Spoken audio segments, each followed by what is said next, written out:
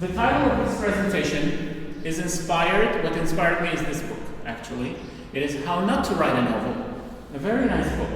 It gives you the steps you should avoid when you're writing a novel. So it's not how to write a novel, how not to write a novel.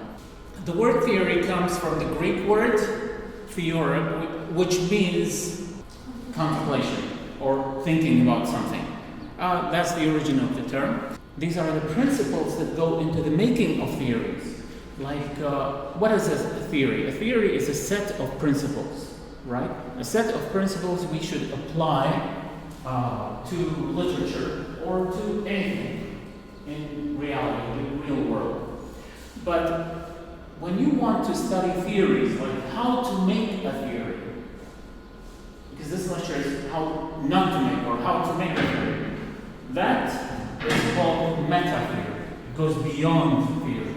So a meta-theory is actually a theory of theories. It studies how to make a theory. Are you following me? Yes. All right, so no problem with the expression meta-theory. You know the meaning of the word meta-theory. Let's start with what literary theory is not. Because sometimes, students ask me, can we write our theses or dissertations on literary theory? So it's not going to be about novel or fiction or poetry or drama. It's about theory itself. What would be your major? Creating theories. So what would be your major? Your major would be? A theorist? Yeah, literary theory or meta theory. Have you heard of anybody saying, like, you ask them, they majored in English, they say, what's your major, what's your general major? They say English literature. Say, okay, but what's your specific major? They'll say meta theory or theory. Have you encountered such people? No, right? Because nobody would do it, because it's how much time do you need to create a theory?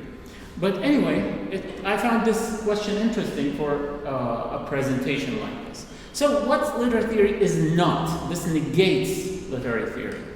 Do we actually need a theory or not? Do we need a literary theory to analyze literary works? Yes. Yes. Why?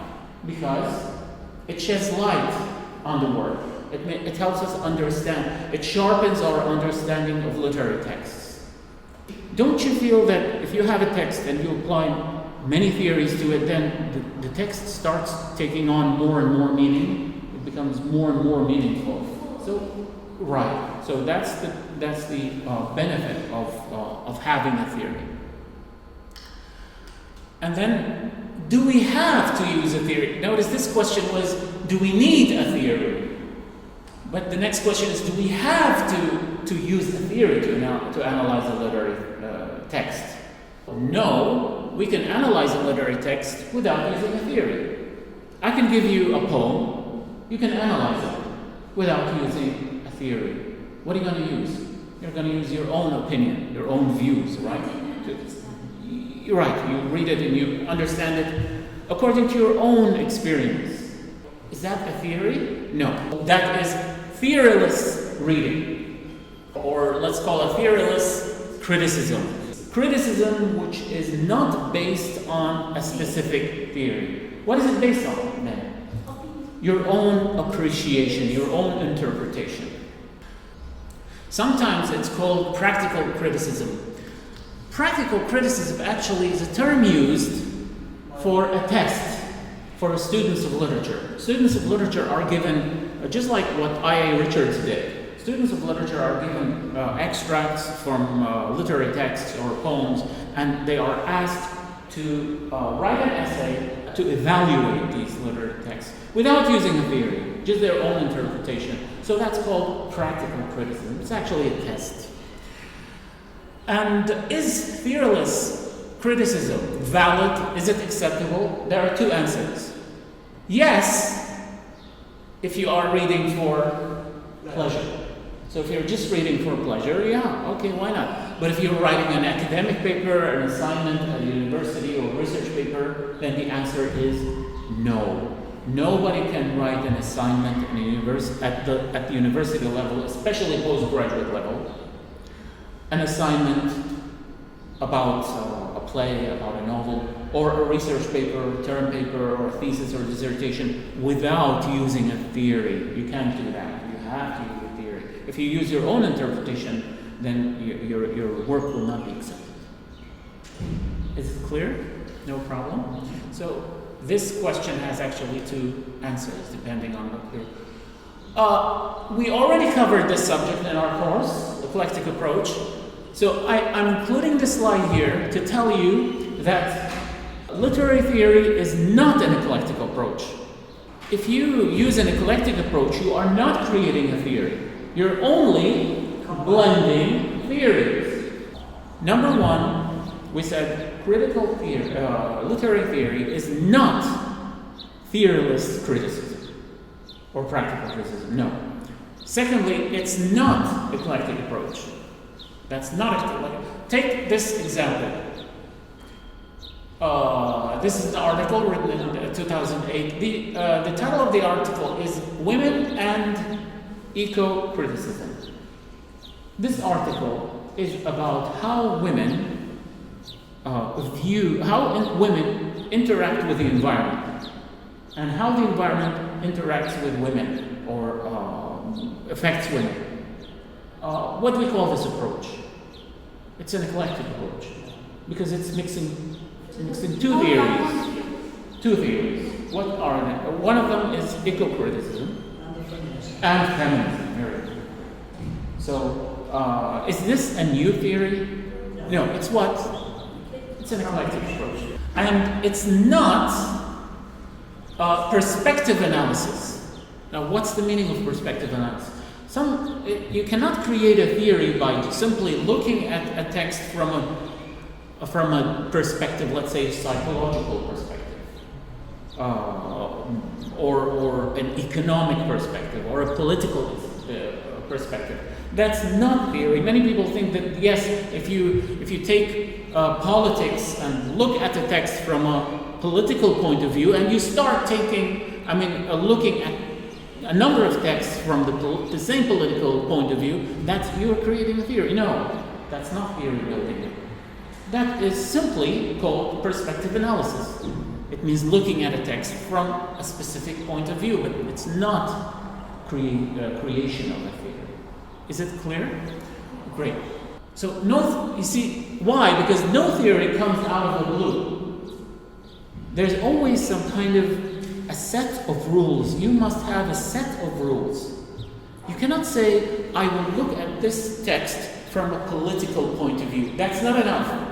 You must have a system of rules in politics which you take and you apply to a text. Are you following me?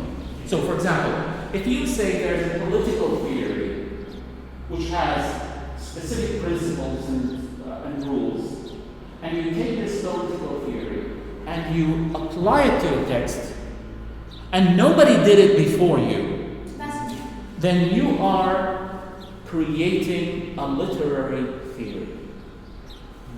But if you only look at, if you're a politician and you look at a text from your political point of view, that's not creating a theory.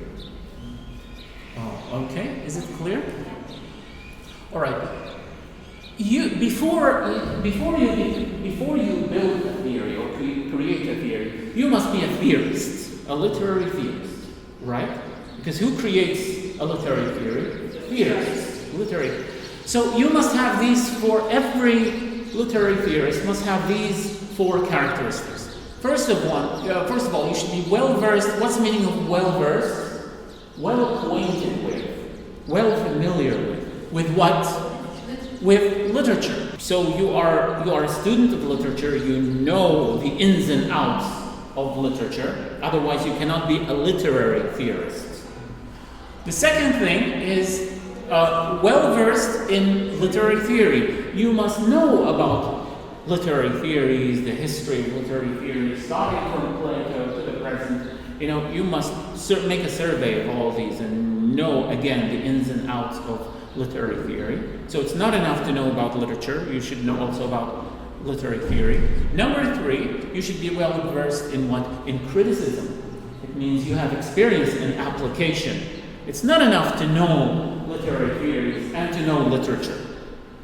You must have some experience in applying theories to literature. So you must be a critic, not just, a student of literature, but also a critic. And number 4, you must also be well versed in the discipline to be applied. What does that mean? It means, for example, you want to apply a political theory to literature.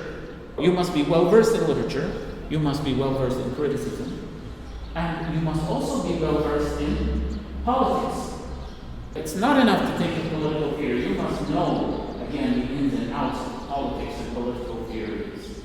So if you have these 4 characteristics, then you are qualified to create a theory. This is the starting point. Okay? These are the 4 pillars of every theory. Before creating a theory, make sure that these 4 characteristics or pillars apply. So, we have number 1. These are the aspects of every theory. Every theory must have a hypothetical aspect. It means it has a set of principles and rules. That's why it's a theory. It's not an idea. A theory is a system of ideas, a system of regulations and principles. Your theory, when you create a theory, that theory must have this set of principles, this set of rules. Okay? And every theory must have an empirical aspect, which means it's applicable. You can apply it. Sometimes a theory resists application. It's a very good theory. And there are many theories that are very good, but you cannot apply them. They don't have this empirical aspect. So make sure of the applicability of a theory. And then every theory must have a referential aspect. It's based on what field of human knowledge? You're applying it to literature, yes, but where does it come from? From which field? Does it come from politics? Does it come from psychology?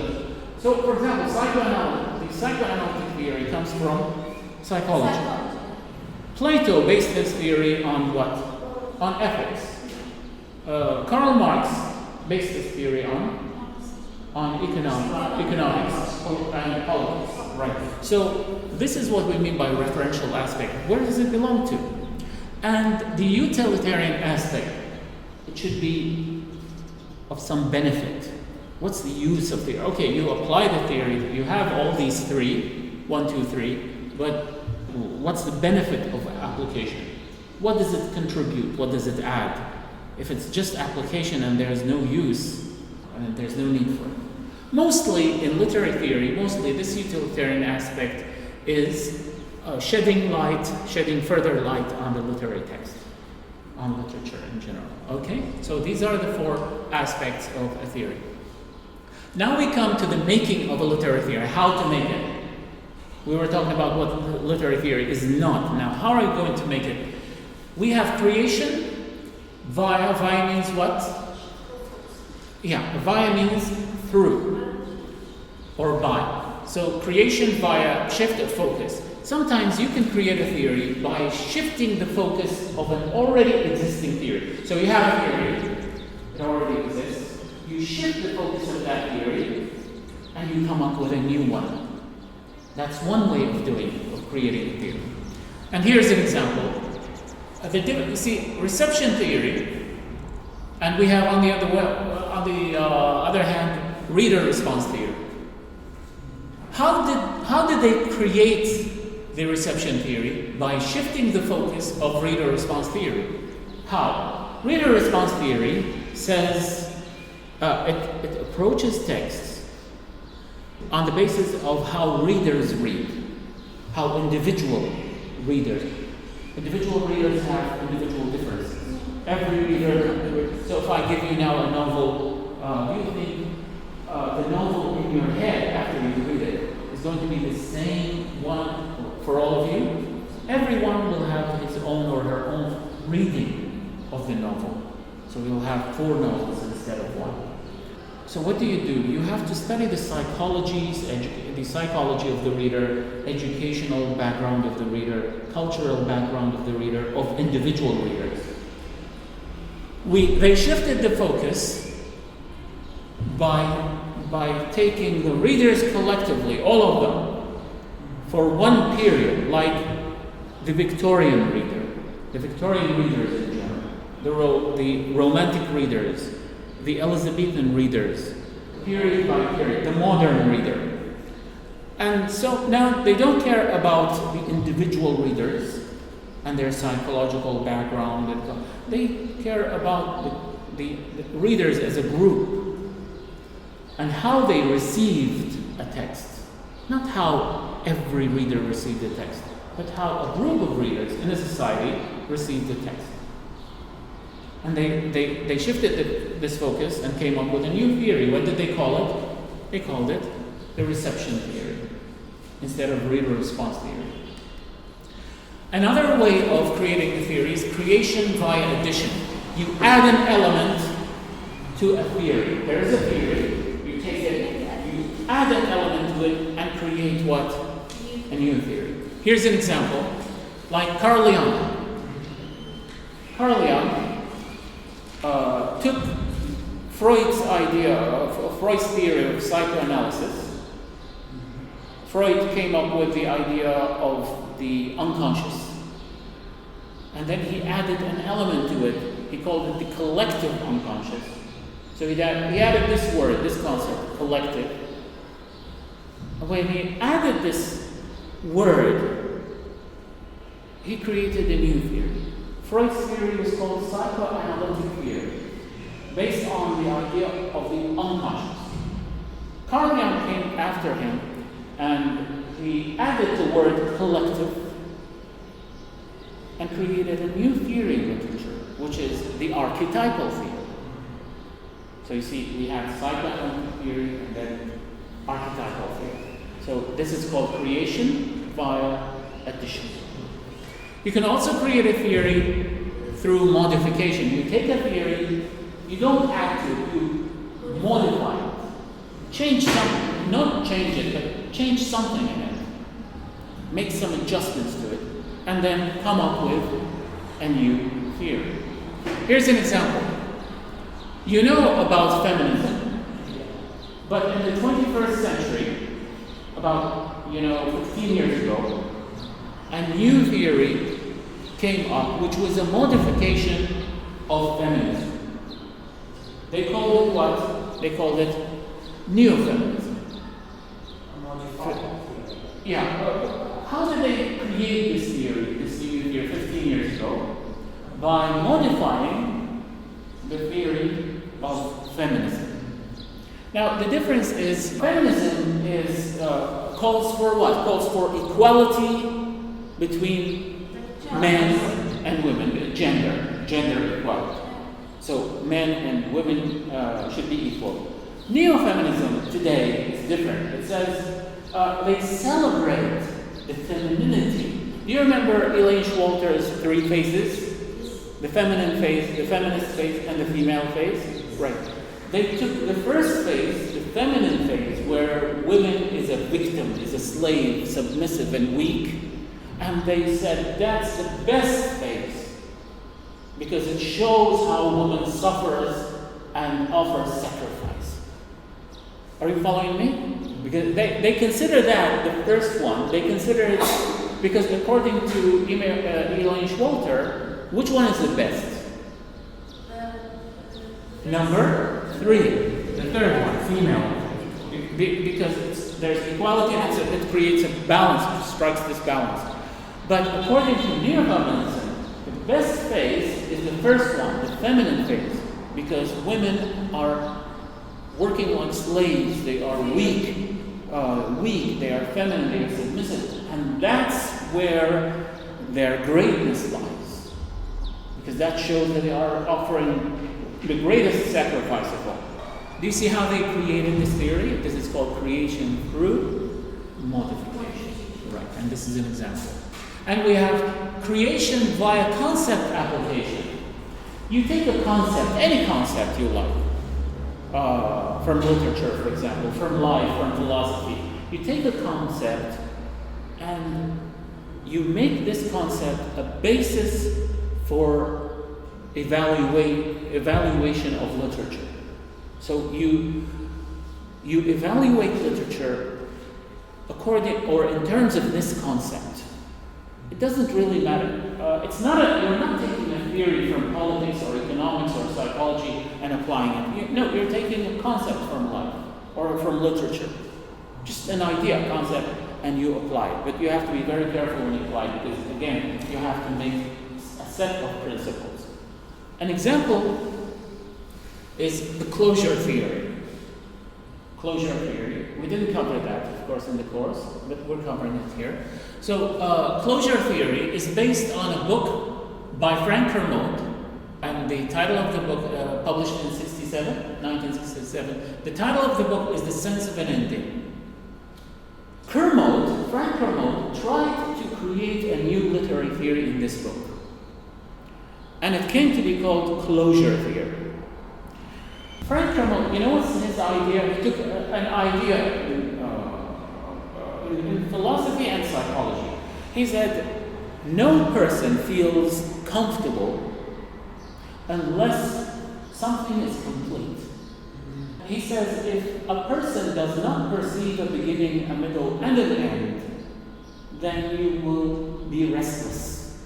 He says in everything, in life, whatever, just like, for example, now, you don't have full satisfaction if you don't get your master's degree because you feel it's not complete, right? Anything which is not complete gives us a feeling of discomfort. Even literary texts. Every literary text must close. Hence the term closure. Closure theory studies or examines how literary texts close.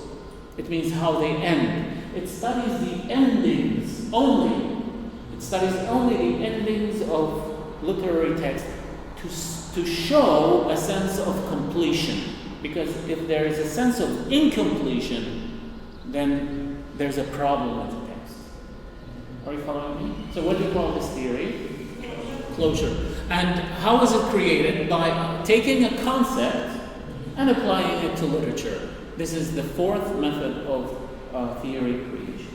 So these are actually the four aspects or pillars of theory building. Thank you very much.